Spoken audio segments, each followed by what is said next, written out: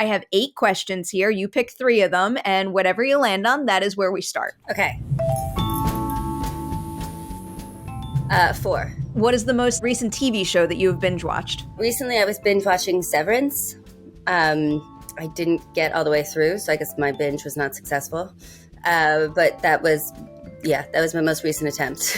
What is your second number? 5.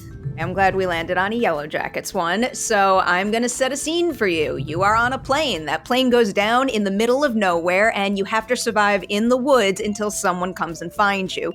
You can pick 2 Yellowjackets cast members to be out there with you. Who do you pick that'll give you the best chance of surviving? Well, I would definitely pick Tawny. She's a real survivor. We've talked about how we're obsessed with surviving in nature anyway. So I'd pick Tawny, and then, who else would I pick? I feel like Jasmine would be really good at surviving also. Right now I have to follow up.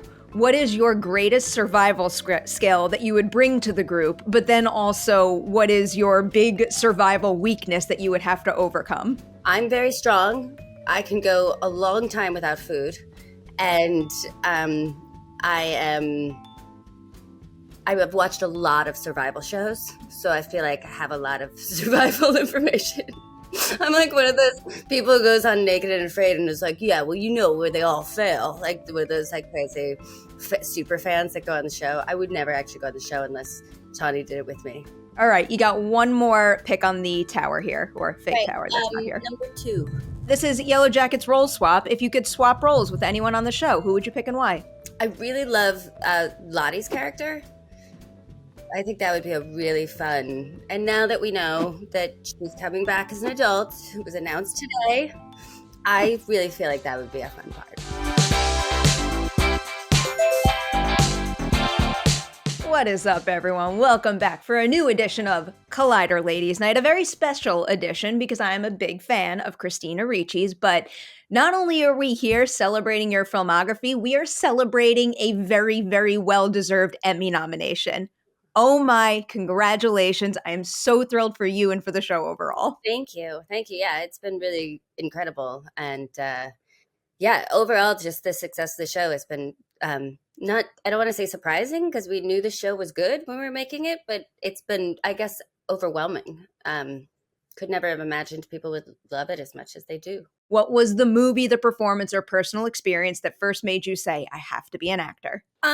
Well, I had been acting for a while, and I was, I think I was 12 or 13, and I was doing the second Addams Family, and we'd spent like 7 months on the Paramount lot. It was just such an incredible experience every day, and I had always sort of, at that time, when you were a child actor, everybody knew that when you were 13, you basically had to stop acting because they cast adults to play teenagers. So you had no career after that. So I had always kind of been like, well, you know, I'll ride this out and then I'll get a real job. I'll be, I don't know, a lawyer, whatever. And I was walking through the lot and I thought, you know what, I'm going to really try to make this go past 13. I think this is really cool. And if I could do this the rest of my life, I think that'd be really great. I remember specifically like walking through the lot and being like, yeah, I know we're all supposed to fail at 13, but I'm going to try. How have your goals changed in terms of the types of stories you want to tell and the kinds of sets you want to be on from when you first started, when you were younger and you were a child actor, compared to what you're drawn to now? What is the biggest difference between the two? Well, I think when I was little, I didn't, you know, as a child in this industry, you don't have a ton of, or I didn't have a ton of agency or choice. I sort of just auditioned for what was open and took what I could get. And then when I had a little bit more standing, for me when I was younger, because this industry was such a refuge for me, it was all about what would make me the most successful, what could keep my career going as long as possible. And then of course, when I became a young adult, I then only wanted to do things that satisfied my like emotional and artistic needs, and that's when all the indies started and stuff like that. Even as an adult, it sometimes can be very difficult to separate, like, this is my craft and art from this is the business. And just because something doesn't do well box office wise, that doesn't reflect how I performed in the movie. So when you were that young, how did you, I guess, kind of create a gap between the two so that whether or not a movie was successful, it didn't necessarily influence what you thought of yourself and your art? Well, I think that at that time, child actors were not granted the title of artist.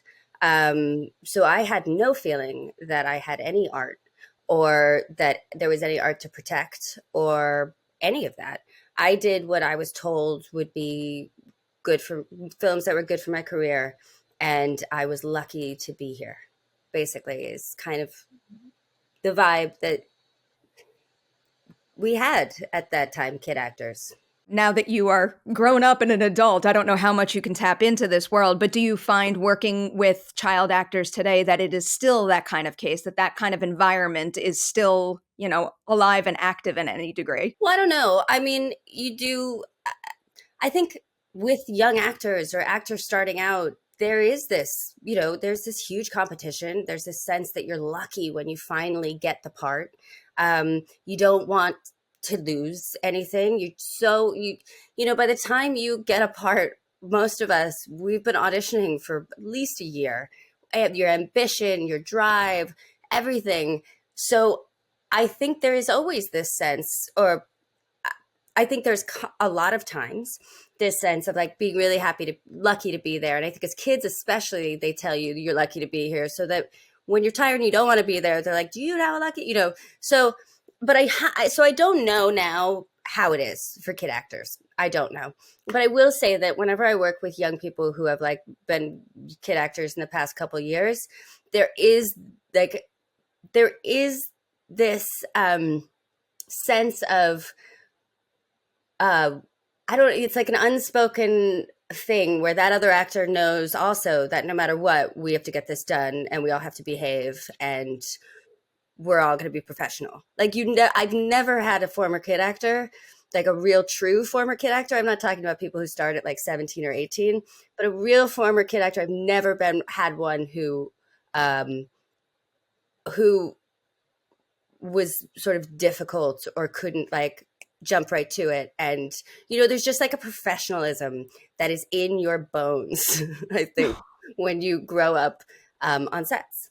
Because if you don't have that professionalism, you're not getting hired again. So you won't be the adult on set. I definitely understand that element of it, but I don't know. I mean, this is just my brain saying, creativity and artistry over business and a set functioning all day long, which may be and I'm not limited. I'm not saying I think that's good. I Yeah. think had I not been like stripped of this sense of agency or artistry, like I was really ashamed to call myself an artist for a really long time. I think it just in the past 5 years, I finally can use it without cringing. Hello, Misty, you crazy bitch. It's been a while. How far can you go in terms of filling in the blanks? Because, like, in Samantha's case, it makes sense for her to learn things as we learn them in the episodes or as she has to act in those episodes. But for you, technically, you know everything that's happened in between, but they also haven't written all the details. So how much are you having to fill in on your own? That is difficult and tricky. And I almost don't even want to fill it in because if I'm wrong, then that's the thing that's a little scary about TV is like coming up with any concrete sort of ideas or conclusions that have not yet been written in the scripts, because you might make a choice based on those things and then later something happens and you're like, oh God, so what I did made no sense. But I don't know. It's new for me. This is one of the few times I've been a series regular on a show where I haven't been an EP. So it is a different experience for me, and I'm kind of learning as I go with this. And I've just found that with this, I as an actor am learning to be able to perform as this character, no matter what surprises are thrown at me. And to do that, I do find that I can't fill in those blanks, you know, and that is really weird for me because I've never really done anything in that way, but we just got how we got to do it.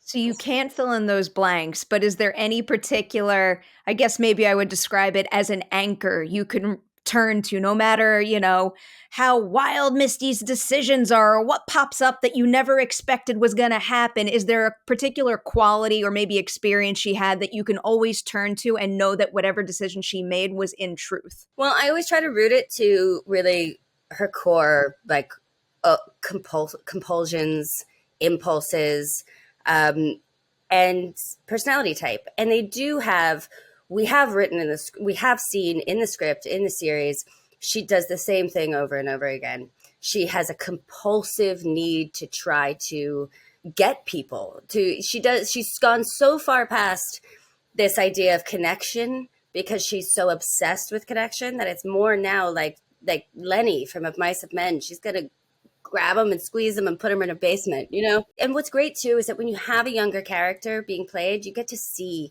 that like what was their core sort of longing and drive and need. And she so expresses that as a young character that then I guess what I always go back to is sort of like, okay, so this is a character that's like obsessed with people and connection, but never can quite do it. Sometimes they let her in, and then she always does something where it proves them right that for shunning her. Like, absolutely, she should be shunned. This is not a safe person. So I guess for me, that's what I always have to go back to. It's like who this core person is. And I guess it's sort of like reverse. Then you can, I don't know. It's hard. It's hard to honestly. I could talk myself in circles about Misty's mentality all day long. It fascinates me to no end. And this follow-up question is not going to be easy, but where does she draw the line between right and wrong? Does she have any understanding of when she crosses that line? I think she has her own kind of rules of right or wrong, and it's what sort of serves her own purpose. I think that one of the things that we are saying by showing how sort of boundaryless the characters are as adults is that they crossed a major boundary when they were children. And so now there aren't really any limits. Like once you've done certain things, I would imagine that if you're a certain kind of person, you don't see the limits. And I think Misty is definitely that type. I think she's gone so far past the realm of what is morally acceptable that there is no moral compass anymore, or it's really off. It's pretty warped. That's definitely how I viewed it. Oh my, so many follow-up questions. I don't know if you could like fully even answer this one because it's one of the big theories that's floating around out there, and I've definitely gotten into conversations about whether or not this is the case. But for you playing one of these characters in this situation, are you thinking of yourself as being in a show with a supernatural component to it? Like nothing's been confirmed whether or not that's the case, but just for you playing in this sphere, is that on your mind at all? It is interesting. It doesn't really apply to my character that much. Like nothing, my character has not, as adult Misty, has not really encountered any of that stuff. And even as young Misty, she's not necessarily having those visions or being haunted in that way. So it's not something that I can necessarily have considered for my character. Like most of my scenes don't incorporate that kind of element, but it is interesting. And, it might be something worth incorporating. Is there an example of any particular scene or decision that Misty makes that while preparing for that scene, you really needed to talk it through with the writers to kind of fully wrap your head around why she might pursue that path or make that decision? No. And I'm also, it's kind of not how I work. And especially with this, unless something comes up where I'm just like, that's crazy and offensive and I don't ever want there to be footage of myself on camera doing this when I die. The one thing I'll comfort myself with on my deathbed will be the knowledge that there will be no footage of this. I think unless there was something like that, I don't think that I would have a big thing. I think for me, with this especially, I really want to be able to take whatever this is, and this is someone else's story. You know, this is their creation, and I want to be able to make it work.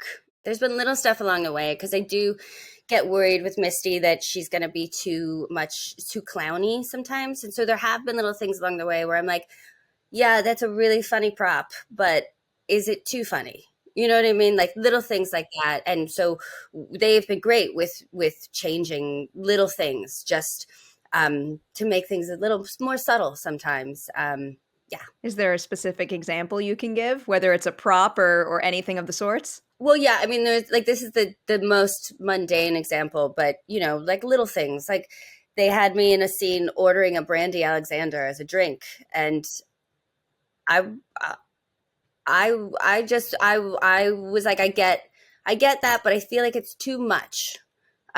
So I requested to change it to a chocolate martini. It's as bizarre of a regular drink to order, but it's just a little less. I get the thing that is wanted. Like I get what the caricature of this would be. And then how do we sort of buff it down and make it more normal so that she's a person that when you see her, you think like, oh yeah, I've seen people like this and I've always stayed away from them, but it's not so crazy looking, at least. Yeah. I will forever judge anyone who orders a chocolate martini. Thank you so much for talking Yellowjackets with me and your career in general. I appreciate you sharing some of your stories, and huge, huge, huge congratulations on that Emmy nomination. I am rooting for you. Thank you.